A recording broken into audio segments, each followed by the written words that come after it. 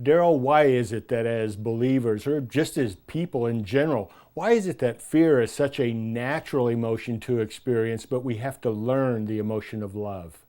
You know, we were talking just previously the fact that your parents didn't have to teach you how to fear. But this whole issue of love, it's almost like it's alien from our nature, but it wasn't that way at the very, very beginning. When God created the heavens and the earth, you see in Genesis 1 and 2, after He created something, He said, if this is good. It was, the Hebrew word is tov. It was as God created it to be and to be enjoyed. But we got to remember, we live in a fallen world.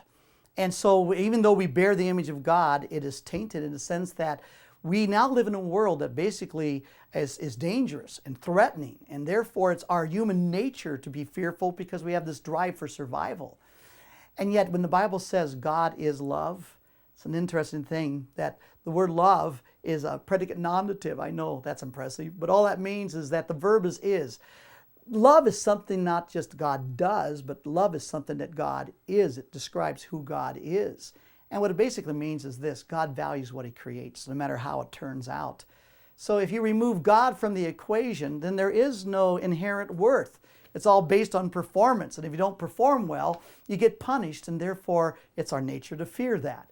But when there's a connection to God, and we let God intervene into our lives, and we have a relationship with God through Jesus Christ, we begin to understand our inherent worth because we're created by God in His image. And because God is love, He values what He creates. That gives me this sense of worth. It's all for me to have a sense of being loved by anybody. People will let you down. It's got to be rooted in the fact that I know I'm loved by God because God is love and He created me. This is why love, it may be alien to the world as a whole, but those of us who know Him through Jesus Christ, having a sense of love is the very drive of our life. Thank you, Darryl.